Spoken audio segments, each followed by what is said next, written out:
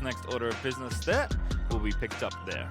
So one of the AD carries that has risen in priority, not so much because he's got any buffs, more so just because the AD carries that he struggled against has kind of been put in the dumpster. We're too tired looking at them, and thus he can excel himself again. And playing into the Kaisa with the longer range, especially from what you get with the Calibrum, it is a good matchup for the laning phase. But remember, once again, you can get the support counter pick over to the side of Harp. Yeah, we're getting pretty spicy already here. Vex, one of the only champions left here for Yaharong. Counter pick here for the Sylas, so curious to see how that one works out. Tom Kench is going to be taken away, makes sense. It's one of the best partners for Aphelios, so get him out of there. Most certainly, and I think as well, are you looking to take away other champions or wardens like the Braum if you want to keep them active? Braum, Aphelios is actually one of the few compositions where you can go aggressive, just because the Q with the Sephram of Aphelios procs the Braum passive so fast. But then again, into the composition of what DFM has drafted for themselves so far, not really too scared of it. Cannonban, even with Aatrox off the table, wanting to respect Evi's prowess on the champion. Has shown it twice already, specifically into Aatrox, but yeah, looks pretty good. We saw it against Wunder. Got a few solo kills there, so Evi was very happy on that champion, of course, and lots of discussion going through. Of course, you will have to blind pick a champion here with Maokai being a flex on 3 rolls, and it is going to be the Thresh, a classic pairing, together with Aphelios off Past as well. Yeah, again, wanting to make sure to remove some of the better ways to protect Aphelios, who is very powerful when he can sit there and shoot you, but does suffer from a lack of mobility, apart from really Gale Force, which has been pretty common, but isn't always the choice that Aphelios players want to make.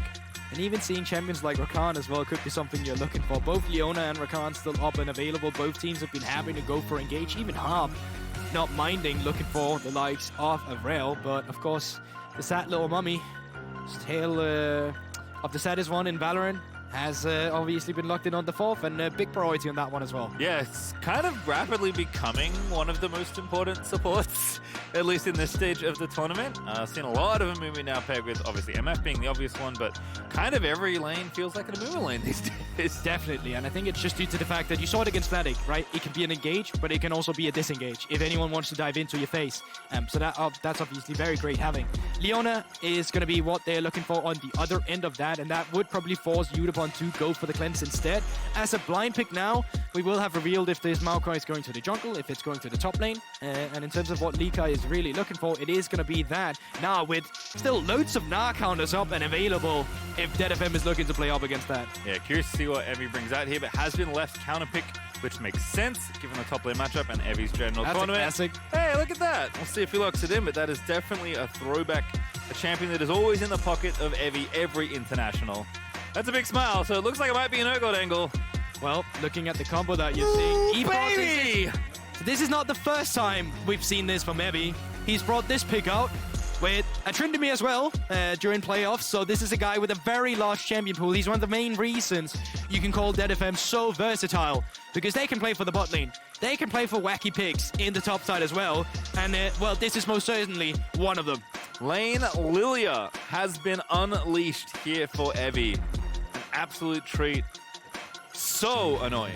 Like, so unbelievably annoying if you can just prance around you and queue you forever and ever. And most certainly, I'm kind of just trying to grasp what the two team compositions are looking for, because you have the team fighting tools. You can see it in all of them. But there's definitely also long-range pick potential from the side of Detonation Focus Me, due to the fact that you have that Vex, you have that Kaisa. You don't always have to be the one making the first move. You just have to be around the area to have a counter response. And I think that gives them some extra pressure to work around with from their side, where beyond gaming, their team composition, it's very much about throwing yourself in there and having the Aphelios in the backline. Yep. Got an Amumu ult to steal from the Sylas. One was against the best team in the tournament so far, or at least the best team in their group. The other one was against Fnatic. So they've had a rough start as well in terms of what they've had to work with. But now, looking to be a bit aggressive with what they have in the early game. We've seen this before with an Amumu. They'll go around the tri-boss, they'll throw in a blind Q, see if anyone's in there, and then the team members will go in and see if they caught anything. It's like blind fishing. I can't wait for the next level where you just stack 5 people in the one brush. And you wait for Amumu to get in there, yeah. Yes.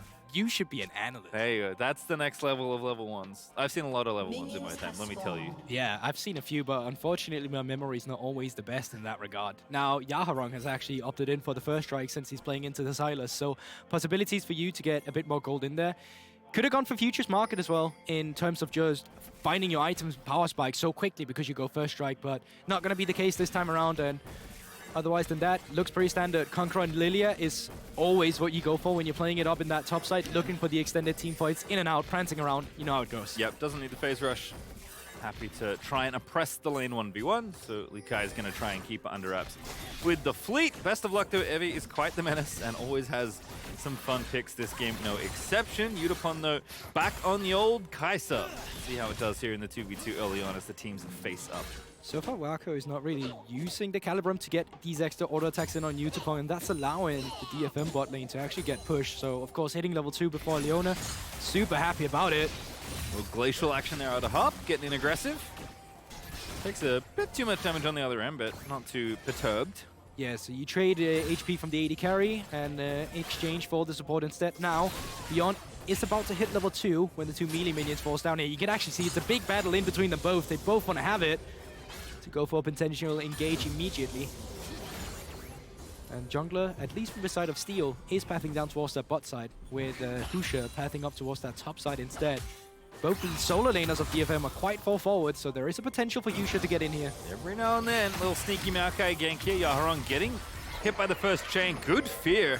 Kicking the other two out. Doesn't have to commit the flash, so nice little escape there for Yaharong. This is going to give the Steel so much intel. He already has the red buff. He has a bot lane who kind of has a little bit of a push. Yaharong is still around the area. You're playing Trundle, the strongest level 3 between isolated junglers.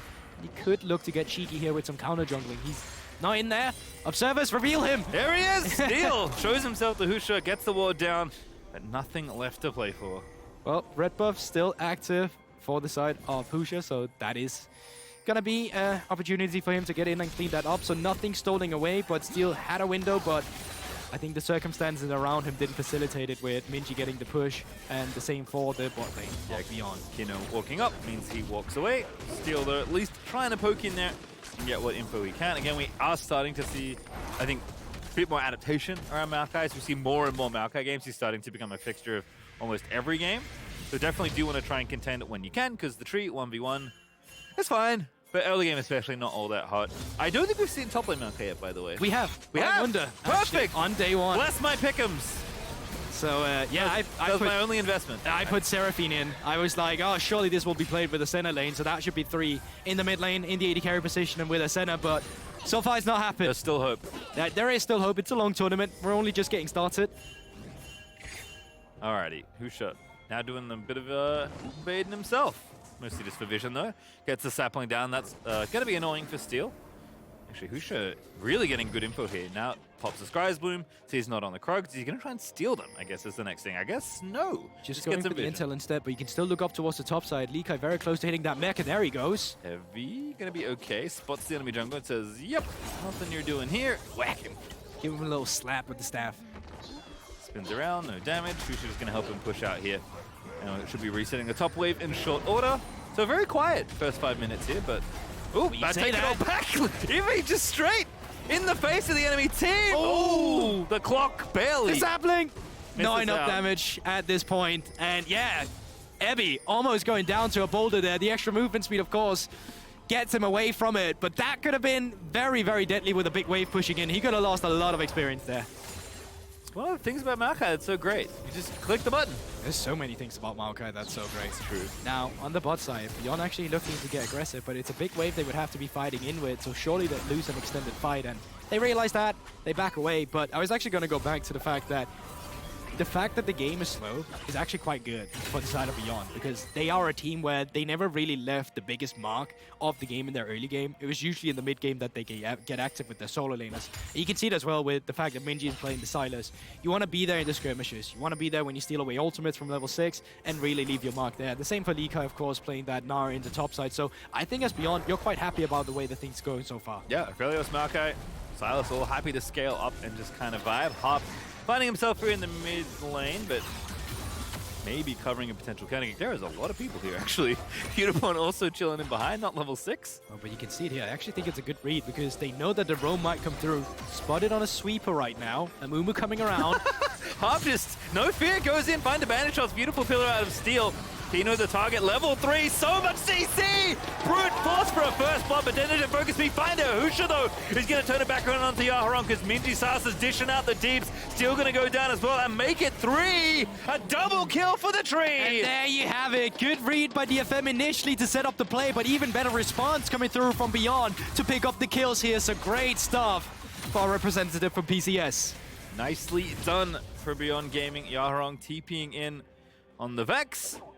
As we check him on the top side, so far, Evie, even with some decent isolation in the lane, hasn't really been able to squeeze out too much of a lead just yet. We'll have to see how the Lillia counter pick kind of plays out as the lane goes on. But let's watch this one again, because like you said, first part looked real nice. They spun each other in the sweep, but we of course didn't see that. We only have Beyond's point of view going into it, so Harp already had the information. They look for it immediately, and with the Yutapon around and Yaharong actually having the level 6 to go for the fight, they look for it immediately.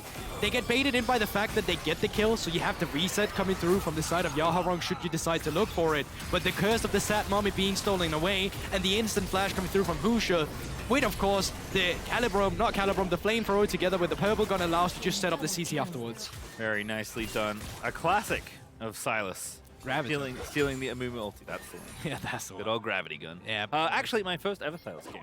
I walked down the bot lane at level 6, yeah. Stole the enemy Amumu support's ultimate, and did it almost exactly that. Damn. The bottom lane. It was great. I mean, yeah, Amumu is also one of those champs. I used to coach a team, and one of the things that was meta back then was an Ashe. We played Ashe into Sylas once, and never did it again, due to the fact that the AP scalings on the Ashe ultimate, that was not fun to play again. So when Sylas was first released, I mean, that was the likes of Alistar. So there's so many things where this champion leaves its mark in terms of not only what you have drafted for yourself, but in terms, of course, what the enemy has drafted too. All right, well, Husha trying to grow to be the biggest tree this game. 2-0-1, already worth a little bit of extra gold at the start of it, but more importantly than that, strong enough to start this herald up for Beyond Gaming. It has been the prized objective. People, again, have been delaying Dragons quite a lot.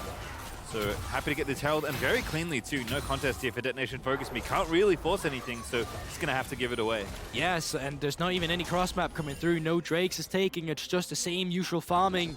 Ebby had his lane pushed in, so he's gonna go make a response, push the other one in. And I get always baited when I see the Amumu coming through here. Nope, they are most certainly looking for a fight. Xenoblade happens, Yutapon still firing away, but again, Amumu not all that tanky from the support role, and they just go for it here. Oh, level 6 on the Aphelios, that's so much damage with Yutapon. He's found a turnaround, and now Minji in trouble as well. Steel and Yaharong teaming up. Ulti already used for Vex though. Q's gonna miss, and Minji zips on out of there using the Blast Cone. Yeah, Minji no teleports, so he's not gonna be able to get back to the bot lane or mid lane immediately. He is, however, gonna be able to help his AD carry around, with Steel coming here, both ultimates getting used. Trading perhaps there, no flash for Steel, has to walk back to the safety. Here comes the tree. The tree out there, ulti already used, very nice setup there, and DFM just too far forward, Steel goes down. You know how it goes, you pick the tree, your game is free, and so far Husha showing why that is. 2-0 and 2 on the Maokai, of course, now picking up his components. Leading forward with the Bami Cinder, and it's looking good. You get priority now from the bot side. You can set up the Drake afterwards, and of course you pick up the kills that you need. Gonna get this crab as well. That dragon that you mentioned likely to follow. Husha just vibing here with the rest of the squad. I mean, Yutapon getting a kill is pretty nice down there, but Beyond Gaming definitely winning out in these early exchanges. Yeah, let's have a look at how it started again, because it is just getting aggressive while you have the Danish gun available for Wako down here. Red and white, of course. And good predict on the sidestep from Kino, just setting it all up. And no level 6 on the Amumu just yet, so there's no counter response. We talked about how he can be a good disengager. This time around, it's not going to be the case, and we can have the replay. This looks awfully familiar, though. It's one kill already. This time the Detonation Focus Me and Kino absolutely dead. Just walks straight into the turret, gives it away. It's not the curse of the Sat Mummy, it's the revenge of the Sat Mummy, as Harp immediately strikes back on that bot side. Heavy has ventured down in the mid lane. Gonna keep on going here. Actually, the dragon we did think was gonna go to BYG is now Detonation Focus Me with that great bit of counterplay out of Harp, who hex flashes himself over into the dragon pit. Likai does not have to teleport either, so no contest is going to be have here. And with Minji in the mid lane, yeah, he's just going to be forced to clearing race against Yaharong. Great start from DFM. They strike back immediately in a game that was almost running away from them, with Herald as well being in the inventory of Beyond. Yeah, still hasn't been popped yet. We'll keep an eye there on Husha and where that wants to go, but it was almost 1,000 gold ahead for Beyond Gaming the last time I checked. Now about 500 between the two, so Beyond feeling all right. Again, still have kills in good places between the Maokai and the Sylas, but Evi's starting to get a bit more active. Back to the top lane he goes. Harp obviously being 6 makes a huge difference as far as his effectiveness goes as a champion.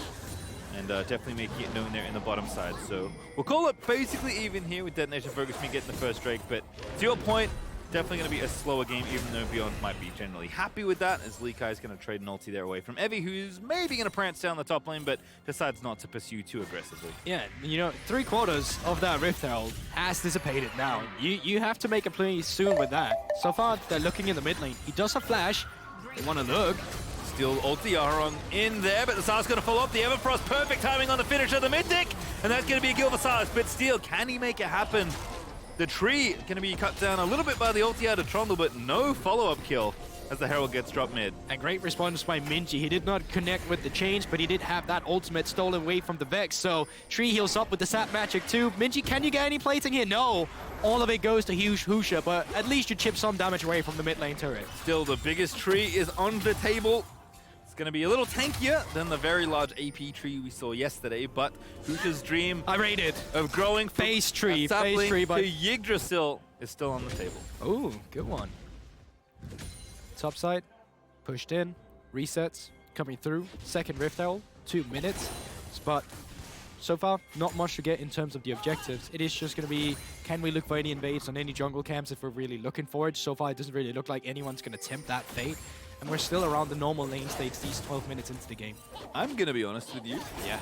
I have not paid as much attention as one possibly could to how lane Lillia currently goes. But I am looking at Evi's items right now, and I'm trying to figure out what the first one's going to be. I think he's looking for a Frozen Heart initially here, and then you just have that. It's cheap item, you're looking in to get some more ability haste, and that's really what matters. You want to keep the Qs going all the time. We've seen Lillias with either the Leandris in the top side to just keep the damage going over time, but we've also seen it with the Riftmaker to just become an unkillable off-tank.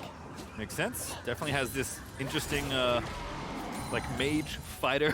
Yeah, exactly. Situation. It's like a bruiser, but make it mage. Yeah, and Bambi, as Evi's prancing down here against the Gnar. But where's Bambi's mom? Out against some of the other animals we had in the eSports scene. Almost a spoiler alert.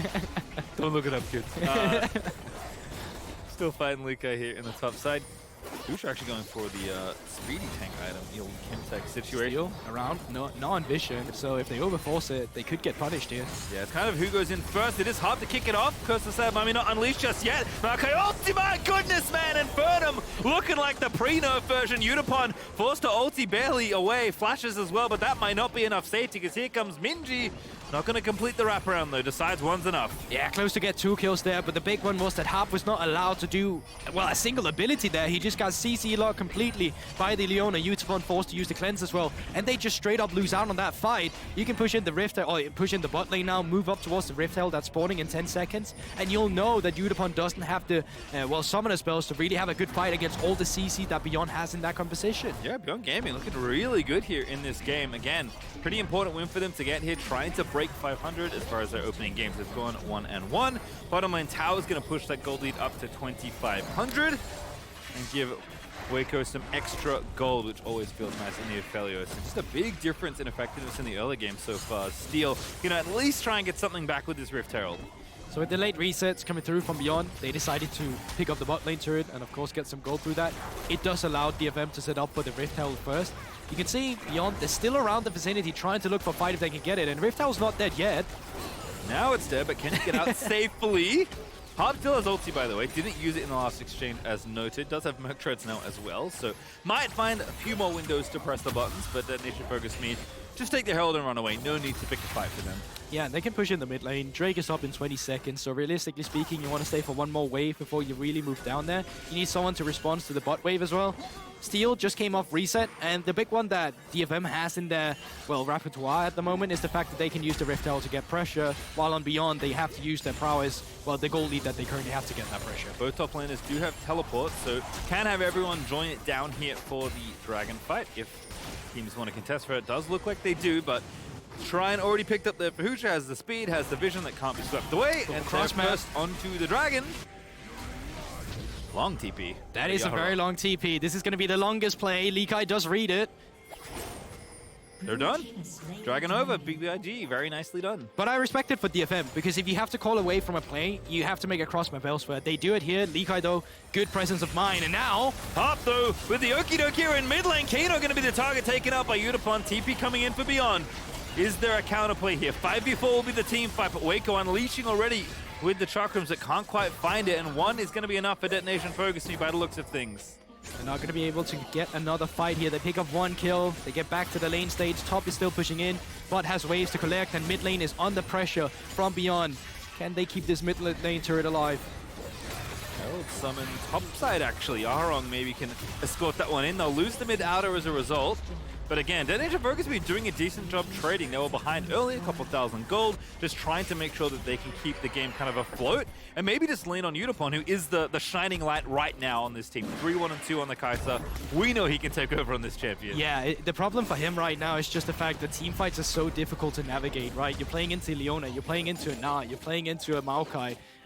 It's not going to be fun for you. That one cleanse is not going to be enough. And because of that, you're so reliant of having every summoner spell up before you really commit to a big fight. Because if you don't, you will just lose your AD carry, and with that, your main source of damage from the backline there. Cricket is going to be Rift Maker, as you noted for Evie. Has the little stick in the inventory hanging out. The Leeching Lear, chilling. Leeching Lear, it is just chilling. Yeah, weird how it's just, you know, one item that only builds into another item. You only ever see it once. It's just vibing. Small void stuff. Imagine if someone like made an error. It's like, this item seems cool, I want these. And I'm like, wait a second. Yeah, it doesn't go anywhere. But sir, it doesn't build into anything else. It doesn't matter. Put it in the game. Has to commit to Riftmaker. Still there, grabbing the blue buff. Was kind of the only one around to really take it, so not too bad there, as Harp is in enemy territory, maybe looking for a straggler. Husha is technically a target, but 2 items done, very tricky to pin down. So tanky at this stage on the Maokai. Oh, steal. Ooh, stealing away the red buff. Hey, look at that. Hey, boss came out of the way. And there you have it. That's the heist. The DFM heist coming through. They get the red buff. They're losing quite a bit right now, but let it be known that DFM has secured a red buff. I mean, only 1,300 gold now. Like, they have definitely cut down the lead that Beyond Gaming were kind of building, and hasn't gotten out of control just yet. Obviously, Beyond will still feel happy, but Detonation Focus me, they're just chilling. Like, they know they have to freeze the game a little bit. Look for their opportunities. Be pretty careful with the picks they find, because that's kind of a lot of what their comp does right now. Wait for Yutapon to maybe scale up and be so much of a problem that even all of this CC can't deal with him. And it might look like not much is happening, but they're actually just handshaking on the map right now. At least they should be. You can see that on the bot side, DFM is allocating their members. What Beyond could do as well is move their members up towards the top side and get a turret for themselves. But they're kind of just chilling in mid lane. So DFM, they just get a turret for free here. And on the other side of the map, Beyond doesn't really get much. Still clearing waves. Yeah, definitely a slower game, which we kind of did expect. And you said Beyond wouldn't mind too much. I think that's still the case, as Minji. The double sleep combo. Pretty powerful, that's true. Sylas does get access to the ability to sleep, but will not connect onto Evie, who's just been kind of farming. I'm very curious to see what Lillia does in the later stages of the game. I thought maybe there was some specific lane counter-picking happening where Evie could try and abuse the 1v1, but that hasn't happened. Whether it's supposed to or not, I don't know. But Evie certainly will still be effective. He knows his way around weird bruises. I don't blame you for that one. But yeah, Evie likes to have his own counter picks ready and just picks in general to try and take charge on. But Lillia is still a champion that functions very well into the mid to late game. Once you really get your force of nature as well, you're just so fast. You run around, you pick up so much healing through all the spell ramp that you have in your kit. So if you don't blow it up immediately and you allow her to just run around with a passive on multiple people, it's super good in terms of setting up the rest of the team. And that's of course still what DFM have. There is a long range engage for them, which is just if you throw out the poppy seed and it hits someone while it's rolling down, that's already your main, that can already be a main engage. Yeah, off-meta, kind of bruisery champion that's a little different, runs around, disruptive team fights, does decent amount of damage. It's not that different to Urgot. I mean, it is quite, they have multiple legs. They have more than 2 legs. There we go. I'll give you that one. That's the similarity I'll give you. Now the similarity between these two teams is that they most likely want to fight for the Drake that's spawning in 20 seconds. And as of right now, most of that vision actually favors Beyond. You can see it with the blue wards lit across the river and into the enemy jungle. And now DFM trying to come in and see what they can contest. Yaharong on the top side has that teleport. So does Likai if they would choose to contest this objective. We haven't gotten the S-tier Hextech Rift this time around. Had a lot lot of those in the first 2 days, but Infernal, pretty good soul, pretty sweet Rift, as both teams are scoring up, but no tower here in mid. But Detonation Focus Me means getting into the area is going to be tricky. Evie, though, showing up early, trying to see if he can get the party started. The tree's fast. Husha about to gate crash right through the front. There's the lock up there. Evie also rooted into the ulti. Everfrost following up. There's just so much CC. Can barely flash over the wall. And now Harp going back in, but again, already burnt the ulti. Leona getting Yutapon, but he cleanses out of there as Husha's on a rampage, getting one kill. Yutapon, though, making it happen. Took out the enemy AD. Taking over the fight. Detonation Focus Me. They found the angle in the fight, and Evie's still alive. That's going to be an ace at the end of the day. They break open this game. And Evie just single-handedly bait the entire team, splits them up apart. One member goes over the wall, and immediately Harp sees the mode to engage with the Amumu. They pick the members apart, and Evie, he just prances and dances around that entire team fight. It's beautiful. Watch it again. They don't need the dragon. They're running the Baron, but again, Evie just looks so dead here. I hardly even care about what happens on the rest of this team fight. I just want to look at Evie running around the entire time. But I will have to say, once again, Harp getting a good team fight started off from one side of the team where they can pick up 3 members into the CC, allowing Evie to keep 2 members just baited around on the other side. And this is how split they become. You can see Minji not even in a position to deal damage right now. Kino can go in, but no one's around to facilitate it just because that the sleep has already come through from Evie. And he just keeps himself alive for so long. He is so infuriating to play against. Yeah, you can see bouncing and prancing around, held the ulti there to ensure the team fight wipe. And that's a happy side on the Detonation Focus Me coaching squad. They know exactly what that means for this game. They were losing a few thousand gold. Now they've flipped the script completely back around, up 3,500 with plenty more gold to take, and of course this dragon on the menu as well. Exactly, and now that Riftmaker also completed, so the amount of spell damage that Evie's going to be able to deal out in these fights, or gain for himself rather, is going to be quite annoying to deal with. Still sitting on a lot of resistance, has 1 Mountain Drake, so amplified resistance on top of that, and now picking up some extra damage with the Infernal on. And the Baron buff still going. Yeah, Rebel Baron power play should be looking pretty nice here for Detonation Focus Me. Plus 1,200 or so right now. We're looking to make that number quite a bit bigger by the end of the duration. I have about 2 minutes left to split push with, which Evie is currently doing in the bottom half of the Rift. Also, the other thing that I realized kind of looking at the comp, because again, I was like, oh, it's a lane counter. Like, it's a weird Evie champion. He's picking it in Gnar. Of course he's doing something. We'll hold that though, because Harp's already in there. Husha's the problem. Now it's Yaharong over the top with the Vex ulti, but they need to find a softer target. Aphelios still alive, lets the ulti go, gets one back.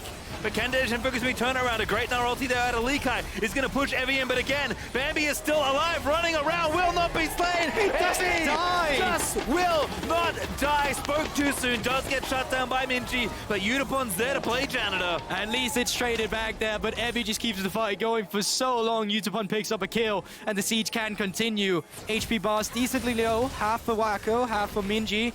And they're just going to back off here with 3 members still pushing forward onto the tier 2 turret. How far can they go? Should be able to get at least this one more, get the gold even further in their favor. Although, it's now 3v3. Kaisa not the longest range AD carry in the league, so going to be a little tough to crack down this tower, but they have a little under a minute left to try and make it happen, so I think they'll stay, but looks like with a reset from Harp, perhaps Yutapon's just going to push in this wave and then leave it be. But even without the Baron, like, the setup for DFM here is just there. And we'll get into that after we get this little replay through Beyond Gaming. They're still trying to regain control of their own side of the jungle here, but Harp is having none of that, and as soon as he sees Husha, he connects in it. It's not the best place to play into a chokehold of teams that can take away, you know, your own ultimates. If you get the Amumu ultimate on Minji, playing into a Mega Gnar. So this could have gone way worse from the side of DFM, but luckily they're still so far ahead. They find good sleeps once again from the side of Evie, and they're able to continue the fight. Yeah, and again, Evie just, wow, taking almost no damage from Aphelios. That first item, Frozen Heart, doing a good amount of work. And this is the part that I realized watching the last fight, is that it's like triple melee into this Lillia. It's so annoying to try and hunt down the person dancing around your front line. You have to CC, but as soon as the CC no longer is there, she's so fast, and she'll be running away, and she'll be spell vamping up. Now, reason why I wanted to say that I still like the position DFM has in this game is that you almost have a tier 2 too much that's broken. You have side lanes you're winning on now. Evie is pretty much going to get the first move from bot lane every single time. He can move up towards the top side. They can move up towards the top side themselves, collapsing on a wave that Yaharong is pushing in. Beyond should have nothing on the map to gain for themselves. The only thing they can look for is positions where DFM is overstepping and they can look for a fight. But in terms of clearing jungle camps, in terms of getting vision that's aggressive up towards the neutral objectives, you're not going to get it. No, this is something DetonatioN Focus Me have done fairly well, both internationally and at home. Definitely feels like they're finding their stride, controlling the map nicely, and making sure to continue to extend their advantage slow and steadily as Maokai ulti maybe looking for a little bit of counterplay there, maybe just warding off a potential dive, but end of the day, it's 5,000 gold ahead for DetonatioN Focus Me, careening towards a potential Infernal Soul while still holding pretty much perfect map control. And you can see it, the game is just slowly but surely falling apart right now from Beyond. They're not too sure how they actually stabilize because truth be told, they can't when the lane matchup is just individual against each other, or 3 versus 3. You see it, Yaharong picking up a turret on the top side. Same for DFM on the mid lane, and now Evie is still in a position where when the resets come through, they can look for the bot side instead. And you just keep up this pressure, keep them occupied, push them as far back as you can, because there's 1 minute, or then you have another Infernal Drake to play for. After that, Baron is available and on the cards too, so DFM, they're just putting themselves in a prime position to take away this game. Yeah, we'll see how Beyond react to the next fight. You pretty much must fight with this upcoming Infernal Dragon, so Beyond are going to be there in a minute's time as the team that will reset, put their vision down, and then square off. Obviously, not a fight you necessarily want to take because you are at a gold disadvantage, but you are kind of priced in as Beyond Gaming. We'll see if they can find the team fight they haven't quite been able to find yet with this comp. Yep, desperate times call for desperate measurements, but question is, how do you find them? Just creating these pocket of visions could be a thing to go. Having Sapling to play around with, just slowing the correct member, catching them off guard if you can get Yutapon despite having twins. And the follow-up you have from the rest of the CC, maybe you can get a pick that puts you into a good position for a fight. But as it stands right now, once again, Beyond, you're just getting pushed back, right? Yeah, big bottom lane is still being pushed out by Evie, so he has all this space opening up for the rest of his team. Actually being shadowed by Yutapon right now, which I kind of like. DetonatioN Focus Me wanting to maybe pick the fight first. Dragon a little bit more secondary, although they still have some time to fall back to it. But all this space, you can just see, I mean, basically look at the line of champions, and you'll see that DetonatioN Focus Me have just so much control over this next objective they're lining up, and they start it straight away. Yeah, the big one as well is that you haven't hit the level 16 power spike just yet from the side of Minji. The same can be said from Yaharong too, but it's just really nice having on the Sylas when you're stealing away the likes of an Amumu ultimate to really make the difference. So finding that, potentially also the Void Staff to have that extra damage through some of the resistance could be crucial. But now, that was the best sleeping noise I could make. I liked it. Also, I like the play from Evie, just like threatening, right? Steals maybe in the area, maybe Evie feels like if Aphelios is isolated, he can at least poke around and harass the enemy AD, but you just got to cleanse for that ulti. That is a cooldown in your favor. Hey, yeah, most certainly, and you're happy about it, especially when Baron is going to be on the cards now. Still, the amount of vision control that DFM have, despite just having shifted from bot side up towards the top side, is still great. And Minji, ooh, long road to freedom. So aggressive. Ooh, Everfrost flashed! Insta-kill there for Yutapon, who goes godlike, and Harp with a very cute little outplay onto the enemy Sylas. Now Minji does have that teleport, but he's dead for 43 seconds. Counter response comes through. Did ult, but he is going to live for now, Yaharong. Oh, yeah. Taking the Inferno, but Yutapon is now legendary, going off in these fights, and DetonatioN Focus is starting to really lean into that gold advantage. Yeah, but now with 2 members dead, this is for sure Baron that's going to be picked up here. Game is officially out of grasp for Beyond here. It would take a massive mistake for DFM if they're going to throw this one away. Japanese representatives fighting back, looking to take charge in the group. Yeah, a couple stumbles earlier on, but now 2-1. Now looking to make it 3-1. Sorry, 2-2. I cannot read numbers. Don't worry about it. It's okay. I got it right the first time, and then we looked, you know, it doesn't matter. DetonatioN Focus me looking good. You know, I'm a dropout. I suck at math. Don't worry about it. Me also. Yeah, but I think as well, from DFM, I think that had plagued them sometimes, especially when they have compositions like this that go forward, is that sometimes they would feel too pressured to go forward, and that would leave an opening for the enemy team to get back into the game because they would take a bad fight. But this time around, that hasn't really happened. They have really just been reserved. They've been waiting for the right moment. They've been playing by the book, picking up the objectives that they need, and they've been taking it slow, despite being a bit less exciting watching when it's not going fast.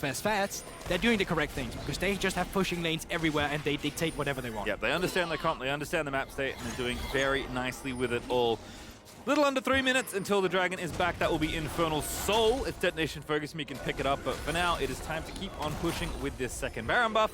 Evie is going to finally finish up the tower he started with a long time ago. Harp is just a frontline menace. He does not care what champions are in front of him. He is going to be threatening the enemy. And we've seen it. Like, Yutapon can join from the next game. Oh, yeah. With that Kaisa ult. Almost definitely 2 games away, potentially, if he wants to. And now playing on 2 lanes, Baron buffed up down towards the bottom side. 2 cannons to play for. Going to be difficult to clear these away. Not too long range. Coming through from the side of Beyond. 5 members, actually, from DFM down here. Could potentially have 1 in the mid lane just to create some more pressure. This is easy to deal with. They need to broaden the pressure. Yeah. Little pillar there again, trying to kick people away. Evie not the easiest target, by the way. Does have tanky items, but actually going to get stunned up and killed. They found the angle, but the counter kill is there. Harp a little low, but he goes into stasis. Still dies, though, to the enemy Aphelios. Wako maybe on for the penta. There's the triple, making it look good. Detonation, focus me. May have thrown things away, but Yaharong gets a counter kill. Still the ace is on the table. Yaharong fighting for his life, but will not get out of it. Oh my goodness, got 1 more, but only 1 more. Beyond Gaming find the ace. But still a massive mistake for DFM to be aced there. As we said it, they could have broadened the pressure. They had the Baron buff. They had so much to play around with. Top lane was pushing in. Mid lane too slow. And it all comes down from just members being caught off guard by some great CC being amplified. Epi steps too off. He disrespects the amount of damage that can come through should he be knocked down on the turret. Harp with the follow-up to try and save his top laner, but it's too late. It's just setting the rest of Beyond up for the damage that they need. Bramble smash, man. Like, Twisted Advance is pretty good as far as CCs go, but he went, like, almost to the fountain with that smash. And we said it, for Beyond to come back into this game, DFM needed to make a big mistake. Even then, we said at times they felt pressure to just commit. Going down 5 members in the bot side was definitely not the right play to make there with Baron. No, and for a game that has been relatively mistake-free, at least major mistake-free from Detonation Focus Me, that is a big loss to take. Lose all of your Baron pressure, lose all your Baron buffs. Now you got to get back out of the map and play for the soul. You're still ahead a significant amount of gold, but this Aphelios, not quite 4 items, but so if left unchecked. So what do we have to play around with here? We get Yutapon with Cleanse and Flash still up and available, ultimate there too. Minji's missing his Flash. The same can be said for Likai. Well, on the other side, Epi still has his available, so there's definitely points of attack to go for here that would make the fight a bit more difficult, but Beyond is in a position where they can actually contest. No inhibitors has fallen, so they are on the map without being punished. Yeah, Harp actually getting marked there by Sylas. Just trying to look for a flank, but Minji going to do a good job clearing out a lot of the vision, trying to set up for this next objective. Dragon has now spawned, but Detonation Focus Me currently in mid, trying to get themselves some prio around this next objective. They know this soul is basically game if they get it. Harp on the flank here. Ooh, Harp still going for it, went all the way around, but again, maybe a little too far, gets his ulti stolen, gets picked off, and now Yutapon going in, but is that a little bit too far? Gets himself stun flushed out of the way, Yutapon kills everyone, barely stays alive, but the ulti out of Aphelios is gonna get the kill, and Wako's still alive, firing away. The AD carries critically for both sides, still here, but it's a 3v2 now, as Evie just will chase them down forever, and Aphelios will finally be felled at the end of the day. Yutapon on a killing spree gets it done, and Detonation Focus Me answer ace for almost ace. So close, Yutapon showing up there in that team fight as well, finally coming through. Epi as well with a massive sleep, and just sewn in Beyond's AD carry away from any access to the fight. 30 seconds on both members, 10 seconds on Kino, 15 on Husha. Don't know if they can end here, but they'll certainly look for it. Yeah. And they won't. Fainting away, I thought so too. Can't blame you, but again, falling back to the Dragon. Steel still alive critically. At the end of all of that, Husha dead for 3 seconds, so it could be out on the map. It's going to be a tight one to get this Dragon, but they've got, I think, enough DPS and, of course, their jungle to secure this objective. Yeah, I think you just have to forfeit the Infernal, so right here, if you are Beyond, it feels horrible, but that's the reward to Detonation Focus Me after winning that fight in the red side jungle, and this will only make matters worse for Beyond. Again, Yutapon had all the sums up, 11, 2, and 10 on this Kaisa full build. GA got popped as well in that fight. Let's see how it went down. It looks bad initially. It looks like a classic where they overpressure and they lose, because Harp is almost just instantly rooted up and dead. At least he gets forward and gets an ultimate on towards Wako here to kind of nullify him, have the rest of the members come in. And that really sets up the fight, because that means he's not really peeled as easily as he would have before. Big from Epi as well with the big sleeve there that you saw in the team fight that allowed the rest of the members to come through. And Minji doing his best to find the kill on Yutapon, but it's just not enough. He's still burning away from the Leandris coming through from Yaharong, and Wako once again not in a position to really just deal with Yutapon on this Kaisa. Yeah, only one last bullet needed there. Likai does at least get away, but Evie coming up big in that team fight once more with the Lillia ulti, even with Harp going down.